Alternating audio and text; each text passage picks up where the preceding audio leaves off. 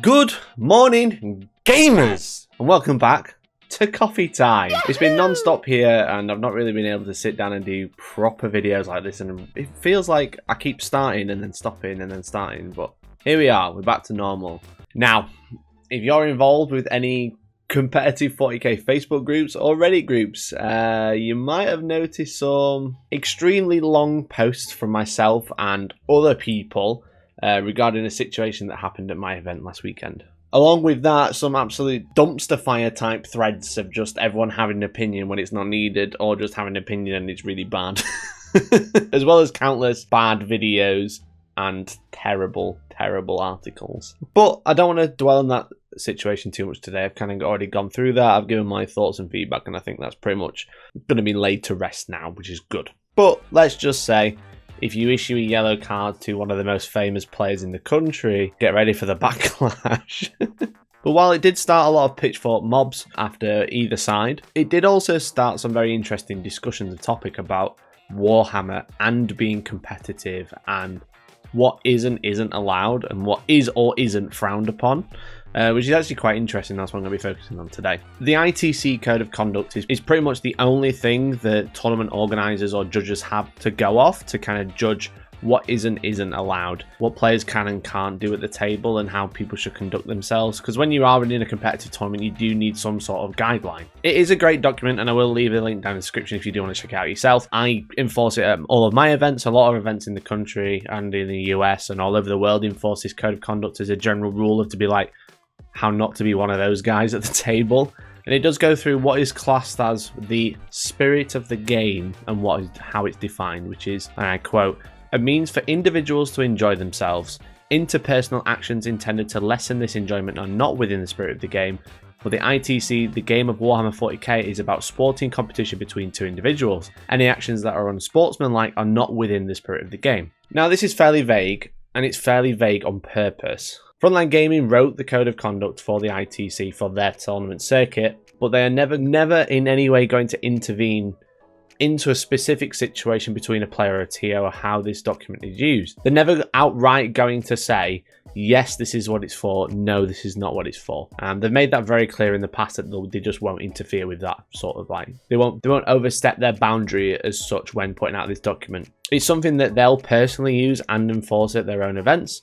But ultimately, it's up to a specific TO or tournament organizer or judge who uses this document to kind of enforce it how they see right, rather than a governing body like Frontline Gaming, because they don't want to be a governing body for it. It also defines what is known as angle shooting, which isn't quite cheating, and it's defined by not cheating, but what an angle shooter does may be marginally legal, but is neither ethical nor sporting, nor is it within the spirit of the game. And that's quite interesting about ethics, and that's kind of what this video is about the ethical mindset about competitive Warhammer or just competition in general, which is quite interesting because this situation does remind me of this particular study, which is like considering the ethical conduct of the human brain, which I wanted to bring up, which we know about due to the study of the ethical amnesia, which was conducted by Harvard University about 5 years ago. They conducted a study which included people getting them to write about past events that had happened, both ethical and unethical, setting up lab experiments where people had the opportunity to cheat, and then checking their recollection of that particular incident, and having people read stories about ethical conduct and unethical conduct. Or behavior. The researchers found evidence for what is known as this phenomenon of ethical amnesia, where they'll tell the story again, but just like not quite right, because they don't actually remember what happened. Their brain has told them something different. There's a quote from one of the researchers that says, after they behave unethically, individuals' memories of their actions become more obfuscated over time, because of their psychological distress and discomfort caused by such misdeeds. This unethical amnesia and alleviation of such dissonance over time are followed by more dishonesty subsequently in the future, which I think is really interesting. Now, I'm not saying that every Warhammer player is trying it on and then pretending that it never happened, but maybe a very small minority may be conducting themselves in a negative manner, and then when they think back to it, don't actually think that way anymore because of ethical amnesia. And to be clear, I'm not saying any ethical amnesia occurred at my own event or in this situation or anyone at all. I don't want to call anyone out. That's not what the point of bringing this up is. I just think it's like a really interesting thing to think about when we do talk about being ethical, being sporting. But with the response, it did make me think back to this study, which I thought was quite interesting, and you could apply it, you could consider it, maybe that's the issue, but we don't really know. I'm not really calling anyone out. But what do you think? Do you think this could be a thing? Let me know down in the comments. So what really is ethical or sporting? And that's up for debate, which is kind of the issue of the whole thing this week, you know? Since the only thing we have to go off is guidelines, and there's no clear rules on most things outside of downright cheating, you know? There are clear rules of, like, you can't do this at the table, but there's other stuff that goes on which kind of isn't specifically called out, but you can also say, well, maybe that isn't within the spirit of the game, or maybe this could be considered angle cheating. But really, it's down to the discretion of the TO, or the judge, or the tournament organizer. But since it is only guidelines, I don't think we'll ever have a clear consensus of what is and isn't allowed at a tournament. There'll never be a written document that says, this, and this is not allowed, the end. There's always got to be a kind of like a guidance to be like what could be considered. The ITC and Frontline Gaming do a great job of trying to uphold like a really high standard of tournament, and they do put out all these documentation, all these extra resources to kind of help promote goodwill and sportsmanship and good conduct and great events around the world. But until we get a very specific body, like an official governing body like Games Workshop probably need to, until we get something like that, we'll never have like clear guidance of what is and isn't allowed. We'll always have just guidelines. Fantasy Flight have very specific rules for how you should conduct yourself at a Star Wars tournament for stuff like X-Wing, Star Wars Legion, etc. And Magic the Gathering also have some very specific guidance about what you can and can't do. And they are like, they write the game, they also write the tournament rules, where in our instance, in Warhammer, we have someone who writes the game and then another company who write how you should conduct yourself at a tournament, just because the people who make it either won't or don't want to do that, which is odd. But until then, again, we've got this documentation from another company, and all they are guidelines. And you basically rely on the morality compass of the judge or tournament organizer at the time. Ultimately, it's up to the specific TO at their specific event to decide what is right and wrong. It's not for us, sat on the outside, to decide if they act right or wrong. It's nothing to do with us, because they have their guidelines, they have their morality compass, and that's what guides them to make that decision. It's not for us on the outside to look in and say that's wrong. In this instance, in the specific situation that I found myself in, I didn't like that a player was submarining so hard and so obviously to avoid people he didn't want to play because they might have a better list than his, or they might have a better matchup because of a board, etc., or a mission or whatever like that, which I didn't think was fair in the spirit of the competition, and that's okay for me to say.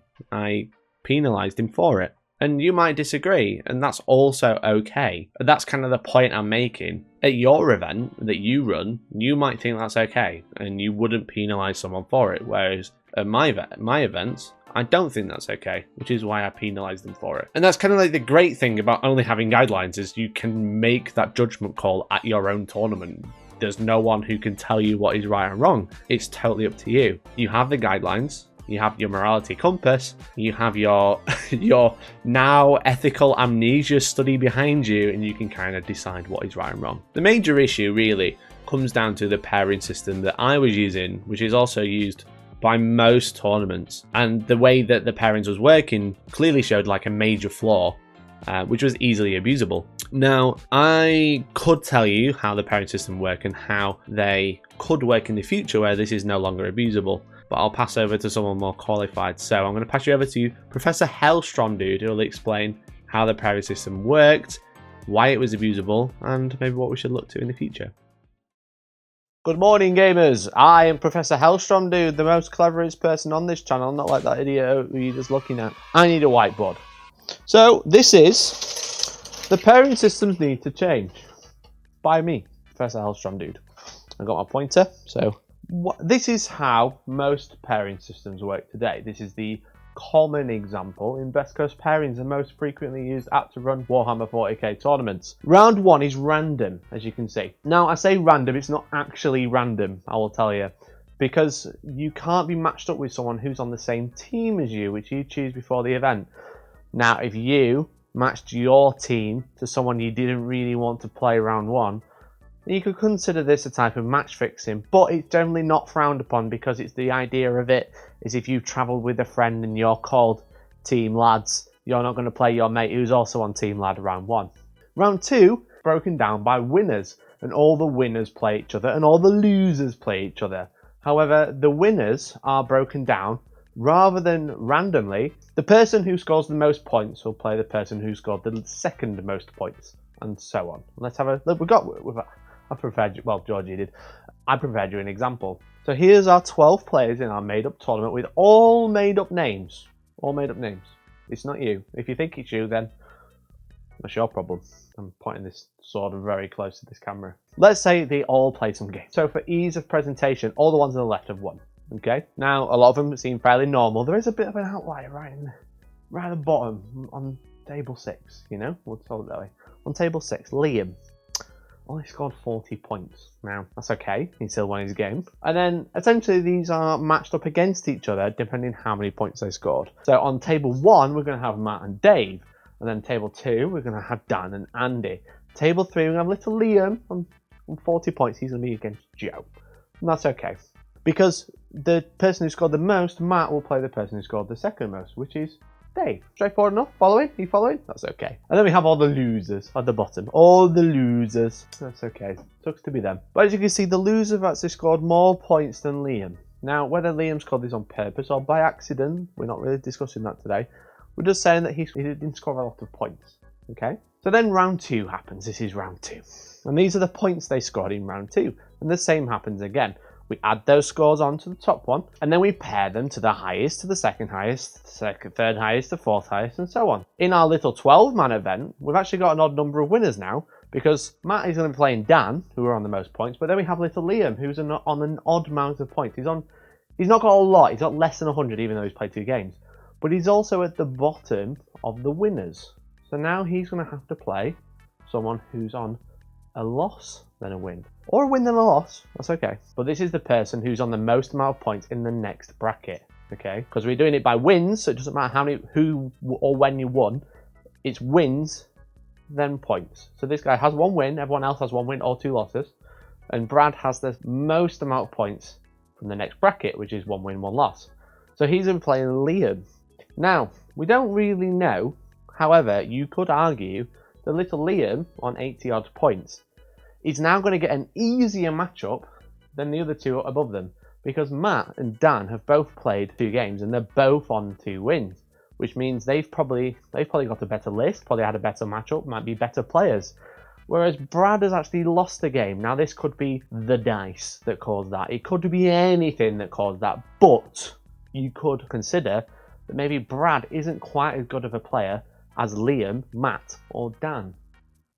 I don't know where I'm pointing because I'm just looking at a green screen. You've got the... So you could argue that Liam is submarining by scoring low points and then getting easier matchups along the tournament. For this example, he's playing someone who lost the game, who's probably not quite as good of a player, maybe, as Matt or Dan. And that's kind of the issue of submarining when you have a pairing system that is quite flawed, clearly. It's very, very flawed. So that's how it did work. How should it work? Now, my proposition for how tournaments should run is if we played those games again and we get all the winners and the losers, and then we move them to the top, okay? Move them to the top, right? But then we get some of this and get a bit of that, you know? We randomize it, okay?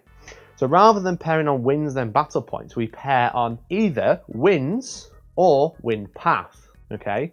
But then randomize it. So if you don't win path, and what this basically means is that people who are on, let's say we've played 2 games, who are on win-loss will play someone else who is also on win-loss before they play someone who is on loss-win. And it kind of balances the caliber of player even more. You could just do it by wins, you know, oh, I'm on 2 wins, and then we randomize it. That's okay too. Win path seems quite fun to me. I kind of like it. And that's what I'm considering for my own event. Now, you will get the odd bracket like we saw with Liam in that first setup where he plays someone on the lower bracket, but it's random. It's not forced. It's not chosen to play that lower bracket. Then we have rankings. That was just pairings. We have rankings as well. Now, how the rankings can work is we could do it the exact same way. Wins and then points. The problem with that is that someone could lose a game to game 1 and then win loads. You can also get collusion, which is essentially when try and get more points or artificially inflate their score when they shouldn't do. Sometimes done in called talking it out, which we don't like either. You could lose, but I, being the, well, you know, the better player, I won, and we'll just talk it out, and you scored 30, but realistically I can score 100, you know, and then that's it. Then I get 100, then I go right to the top of the rankings, which isn't fair. That's called points collusion. What we could do is this second option is wins then margin of victory. So margin of victory essentially ranks you on the points difference that you've scored. Okay, what this does is that, let's say it's turn 2 and you've tabled your opponent, or you've nearly tabled your opponent. What it incentivizes you to do as the loser is to keep playing and keep trying to get as many points as possible, because the more points you can gain, or the more points you can stop your opponent getting, the higher you place. Okay, and that's what I mean by margin, because it's the difference of what you scored to what your opponent scored.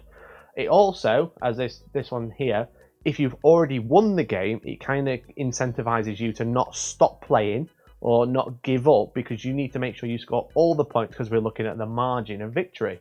Does that make sense? Does that make sense? So this is what I'm kind of proposing. I'm going with this one for placings first, but I think this one makes more sense.